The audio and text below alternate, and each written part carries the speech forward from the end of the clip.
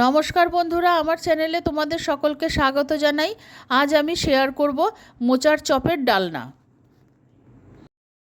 মোচার ফুলের ভেতরে যে শক্ত কাঠির মতো অংশটা থাকে সেটাকে ফেলে দিয়েছি, দিয়ে মোচাটাকে ছোট টুকরো করে কেটে নিয়েছি। কেটে হলুদ জলে আধ ঘন্টা ডুবিয়ে রেখেছিলাম, তাহলে মোচাটা কালো হবে না, মোচা থেকে বাড়তি কষটাও বেরিয়ে গেছে। এবার জল থেকে মোচাটাকে ছেঁকে তুলে একটা প্রেসার কুকারে নিয়ে নিচ্ছি। প্রেসার কুকারে 1 গ্লাস জল দিয়ে দিয়েছি। এবার মোচাটাকে 2-3টে সিটি দিয়ে ভালো মতো সিদ্ধ করে নেব। মোচাটাকে প্রেসার কুকার থেকে বের করে নিয়ে ভালো মতো জল ঝরিয়ে নিয়েছি ও ঠান্ডা করে নিয়েছি। এবার মোচাটাকে আগে হাত দিয়ে খুব ভালো মতো চটকে নিচ্ছি। ভাত রান্নার সময় 2টো আলু সিদ্ধ দিয়ে রেখেছিলাম, আলু সিদ্ধ 2টো চটকে মোচার সঙ্গে খুব ভালো মতো মেখে নেব। আলুটা আমি বাইন্ডিংয়ের জন্য ব্যবহার করছি।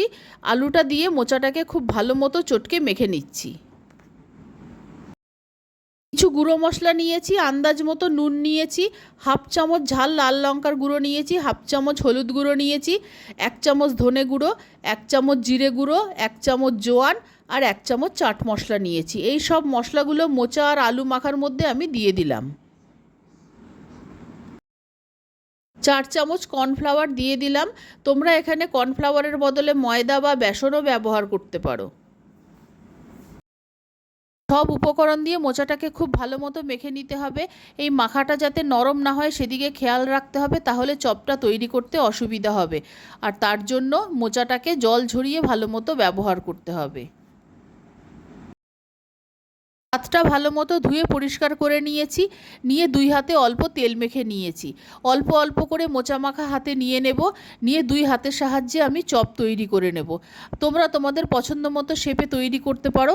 আমি কিভাবে চপটা তৈরি করছি তোমরা আবার হাতটা লক্ষ্য করলেই বুঝতে পারবে। আমি এইভাবে সবগুলো চপ তৈরি করে নিচ্ছি। একটা বাটিতে অল্প সামান্য ময়দা নিয়েছি। এবার তৈরি করা চপটা আমি ময়দার ওপর একটু এপিটোপিট গড়িয়ে তারপর চপটাকে আমি তুলে রাখছি। এরকমভাবে চপটা তৈরি করলে চপটা ভাজার সময় একটুও ভাঙবে না। চপগুলো তৈরি করে যে প্লেটের মধ্যে রাখছি সেই প্লেটটার মধ্যেও একটু ময়দা ছড়িয়ে দিয়েছি। কড়াইতে অল্প তেল গরম করে নিয়েছি। এবার ফ্লেমটাকে লো করে আমি চপগুলো ভাজতে দিয়ে দিচ্ছি। তোমরা এটাকে ডোবা তেলেও ভাজতে পারো, আমি অল্প তেলেই ভেজে নেব। 4-5টা করে চপ একসঙ্গে লো টু মিডিয়াম ফ্লেমে এপিটোপিট করে ভেজে নেব। প্রথমবারের চপগুলো ভাজা হয়ে গেছে, আমি তুলে নিচ্ছি। যদি শুধু মোচার চপ ভাজো তাহলে এইখানেই রেসিপি শেষ, আর যদি এটাকে আরও চপের ডালনা তৈরি করো তাহলে গ্রেভিটা তৈরি করতে হবে। আমি কিছু চপ শুধু খাওয়ার জন্য তুলে রাখবো আর কিছু ডালনা তৈরি করব। এইভাবে বাকি চপগুলোকেও ভেজে নেব। বাকি চপগুলো ভাজা হতে হতে আমি মশলা তৈরি করে নিচ্ছি। আমি একটা মিক্সিং জারে বড় চামচের 4 চামচ টক দই নিয়ে নিচ্ছি, আর এই টক দই দিয়েই আমি মশলাটাকে তৈরি করে নেব। তাহলে আর টক দই আলাদা করে ফেটানোর প্রয়োজন হবে না। বড় চামচের 1 চামচ আদা বাটা দিয়ে দিলাম, 1 মুঠো চিনে বাদাম, ঝাল লাল লঙ্কার গুঁড়ো, বড় চামচের 1 চামচ ধনে গুঁড়ো, 1 চামচ জিরে গুঁড়ো নিয়ে নিলাম। ছোট সাইজের টমেটো টুকরো করে দিয়ে দিলাম। সবকিছু দিয়ে একসঙ্গে একটা ফাইন পেস্ট তৈরি করে নিচ্ছি। মশলাটা কত সুন্দর তৈরি হয়েছে আমি তোমাদের দেখিয়ে দিচ্ছি। এখন এটা রেখে দিচ্ছি।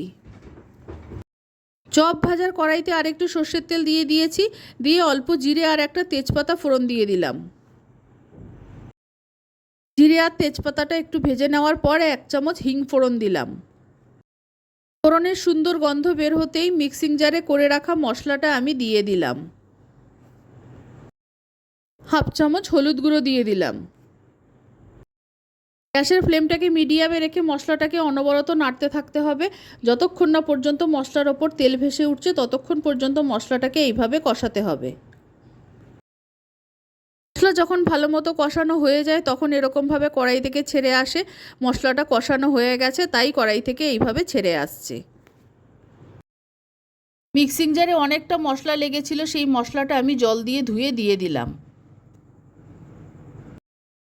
যতটা পরিমাণ গ্রেভি পছন্দ করবে সেই অনুযায়ী জল দেবে। খুব বেশি পরিমাণ জল এতে লাগবে না। আমি মশলাটা ভালো মতো জলের সঙ্গে নেড়ে মিশিয়ে দিচ্ছি। আন্দাজ মতো নুন দিয়ে দিলাম। এবার গ্রেভিটা ফুটে ওঠা পর্যন্ত অপেক্ষা করব। স্বাদটা আরেকটু বাড়ানোর জন্য অল্প ঘি দিয়ে দিলাম। অল্প গরম মশলার গুঁড়ো ছড়িয়ে দিলাম। সামান্য চিনি দিয়ে দিলাম। কিছু চপ তুলে রেখেছি শুধু খাওয়ার জন্য, আর বাকি চপগুলো গ্রেভির মধ্যে দিয়ে দিচ্ছি। চপগুলো গ্রেভির মধ্যে দিয়ে দেওয়ার পর মিনিট 2 হাই ফ্লেমে ফুটিয়ে নিলেই রান্নাটা হয়ে যাবে। 2 মিনিট হাই ফ্লেমে ফুটিয়ে নিয়েছি, রান্নাটা হয়ে গেছে। নামানোর আগে একটা জায়ফল থেকে খুব সামান্য পরিমাণে জায়ফল একটা গ্রেটারের সাহায্যে গ্রেট করে আমি দিয়ে দিচ্ছি। রান্নাটা হয়ে গেছে, নামিয়ে নেব। আর জায়ফলটা খুব সামান্য পরিমাণেই দিতে হবে।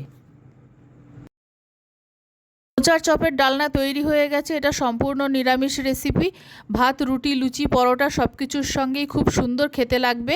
আমার এই রেসিপি ভালো লাগলে আমার চ্যানেলকে সাবস্ক্রাইব করার, লাইক করার, শেয়ার করার অনুরোধ রইল। আর আমার নতুন পুরনো সকল বন্ধুদের আন্তরিক ধন্যবাদ ও ভালোবাসা জানিয়ে আমি আমার ভিডিও শেষ করছি।